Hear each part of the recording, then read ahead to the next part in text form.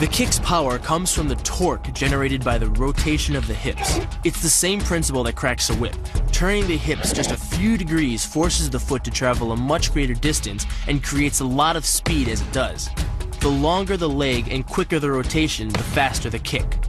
And unlike karate, Muay Thai fighters are also taught to strike with the hard bone of the shin. A Muay Thai kick can generate roughly the same force as a baseball bat, enough to crack a rib or a leg. Basically, it works like a point of a knife. All the force is magnified by being concentrated in a small, hard area. Even if the elbow doesn't deliver a knockout, it will almost always leave a nasty cut and often end the fight.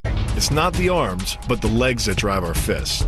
Like a piston, the explosive power of the legs is capable of generating hundreds of pounds of force, all to a very vulnerable area, the soft underside of the opponent's jaw.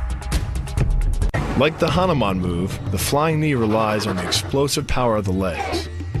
But rather than spread the power of our blow over two fists, it concentrates it into the spear point of the knee and combines it with the force of gravity. It's the equivalent of hitting our opponent in the chest with a sledgehammer. The hyperextension of the elbow, created by pulling back on the locked arm, virtually ensures that he will be taken down. The knee strike to the wrist dislodges the knife and further loads the elbow and shoulder. The technique can easily result in damage to the elbow joint, the tendons of the rotator cuff, or even a broken arm. The key to this move is turning your opponent's lower arm into a lever. By grabbing his arm during the initial attack, you set up the lever such that direct loading to his elbow joint is achieved. Once the elbow is locked and loaded, you can pull a much heavier opponent off balance by simply lowering your center of weight. With practice, the ninja can hit his intended target from distances as great as 45 feet. At impact, that's more powerful than a Major League Baseball pitch. This move is more about timing and precision than power. Instead of hacking through the limb, the first strike imparts an injury just a few inches below the elbow. The sword's razor-sharp blade easily slices through the soft tissue of the attacker's arm.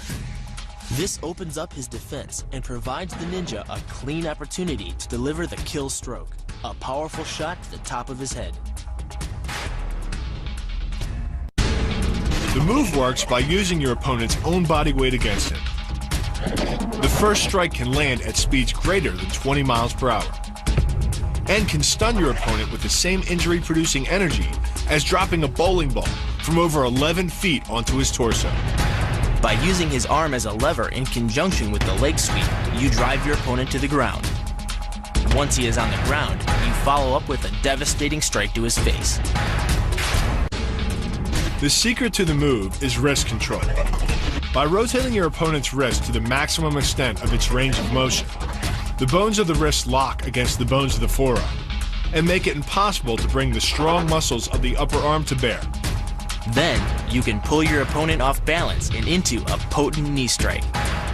The combined force of the knee strike and your opponent's forward momentum can be as much as 2,000 pounds, enough to dent sheet metal. The effectiveness of the Pola Kaimao lies not in raw power, but in speed. By relying on your triceps to snap the strikes forward over the elbow, 3 blows can hit in 7/10 of a second. The final impact of the strike to your opponent's face can deliver as much as 175 watts of power, more than enough power to stun him or crush the cartilage of his nose. You then add insult to injury, firing one last shot into one of the most sensitive regions of the body, the groin.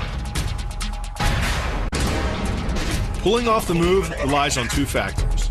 The first is to combine the block and the strike into a single action. This reduces the time your opponent has to respond to just 1/10 of a second. But the real focus is to aim your strike at the throat. Because as little as 76 pounds of force can collapse the larynx, the strike doesn't need to deliver a lot of force to be deadly. One blow like this and the fight is over.